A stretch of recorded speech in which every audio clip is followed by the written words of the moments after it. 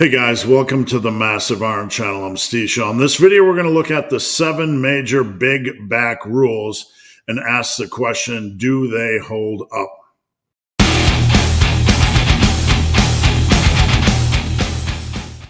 Before I get into this topic, if you have any questions or comments, drop them down below. The best topic ideas I turn into videos just like this. Please follow me on Instagram at BenTheBarman, at BenTheBarman. And if you are interested in one-on-one help, that's what I do for a living. I'd love to work with you. Check out the coaching link down below. All right, so this week I've been talking a lot about building a big back. And in this video, I'm going to read to you an article I just released on Team Massive Iron. Basically, we're going to look at the 7 major big back rules and ask the question, do they hold up? Now, building a big back can feel like a complete puzzle. I've seen so many rules tossed around. These rules can often be confusing, contradict another rule, or they simply often don't work in the real world for lifters like you and I. Now, here are some examples, and I'm going to get into 7 examples in this article. You must do twice as much pull work as you do push work. This is a very common rule that is tossed around. Basically, this means you need to do twice the number of sets for back as you do for chest. Obviously, this falls apart for a number of reasons. If you work the chest to a reasonable degree each week, say with 10 to 12 sets, applying this rule, you'd have to work 20 to 25 sets for back each training week. That's roughly 2 hours of gym time. This means you'd either need to live in the gym or chop a bunch of things from your weekly training routine to the point where it isn't enjoyable. Now, number 2, you shouldn't wear lifting straps during back work. It encourages a weak grip.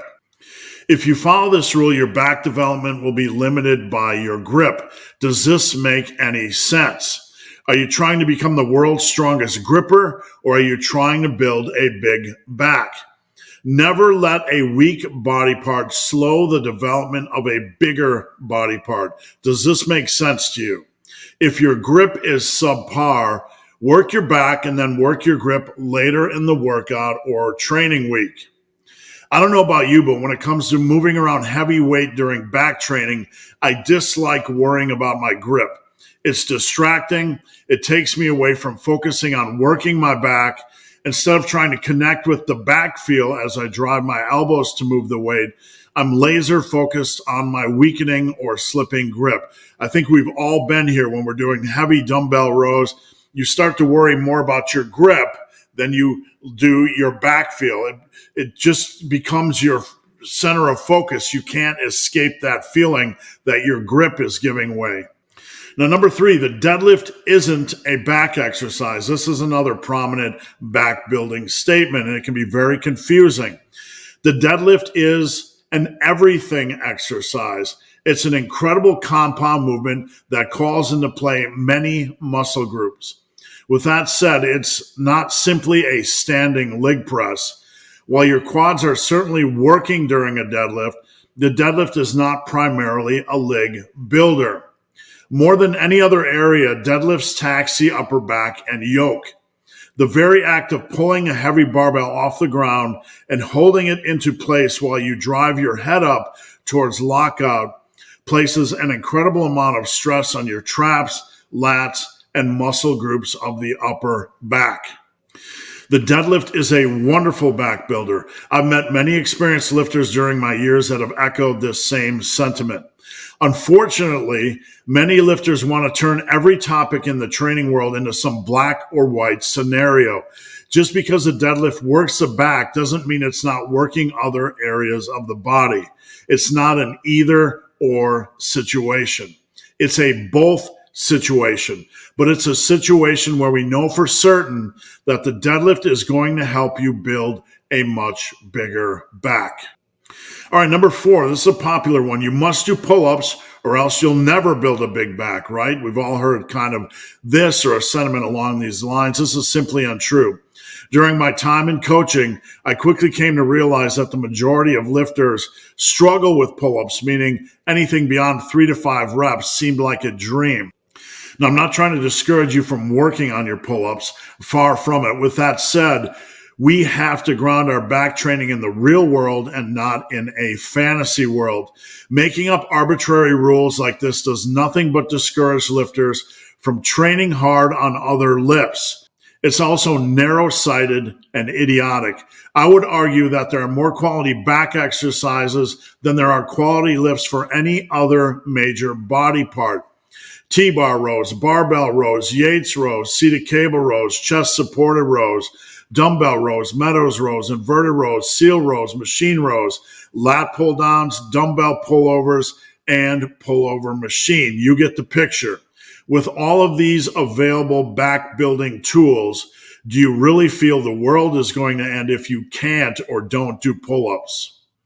All right, next, you must do an equal amount of horizontal and vertical pulling. Again, we're staring down the barrel of an arbitrary rule here. This rule tries to equate vertical pulling, which includes pull-up and lat pull-downs, to horizontal pulling or rowing, which basically includes about 10 or more incredibly effective and potent row variations like the ones I just listed a minute ago. The fact of the matter is there are far more quality rowing movements than there are vertical pulling movements. This isn't an opinion, it's a reality.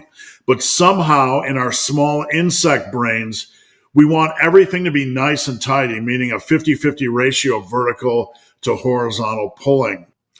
We've already covered the fact that pull-ups can be a very challenging movement for most individuals.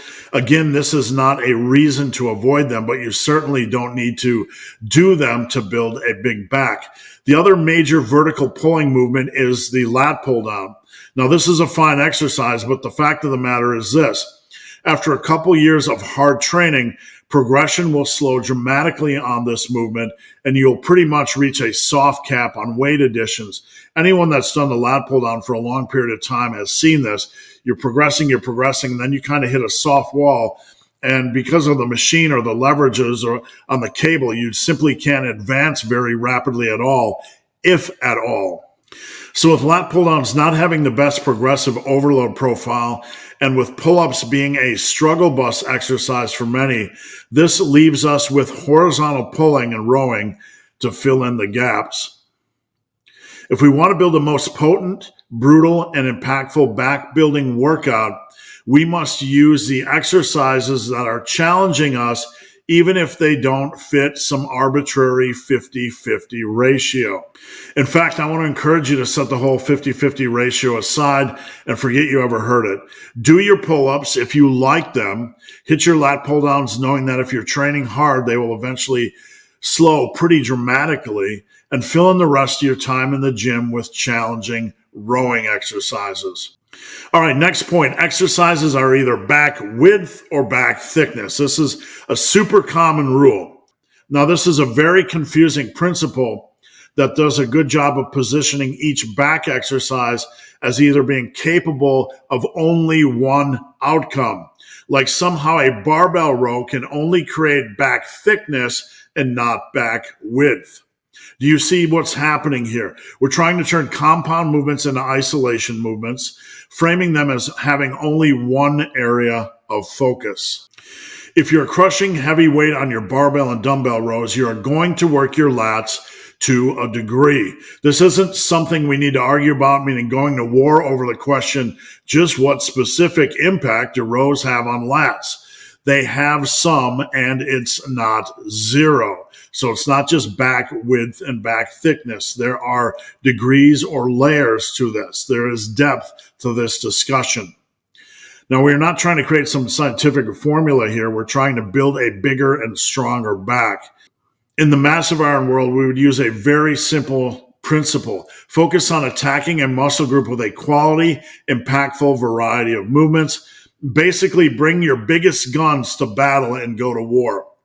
Do we really need to know to what degree a dumbbell row hits the lats compared to other areas of the upper back? No.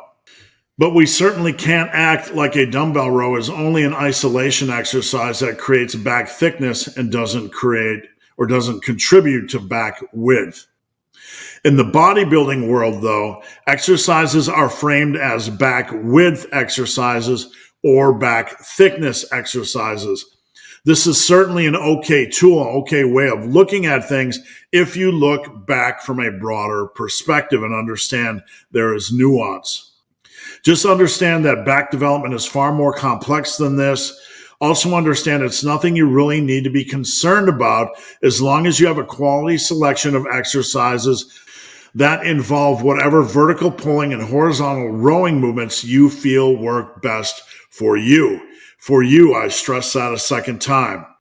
All right, finally, deadlifts are a must for back development.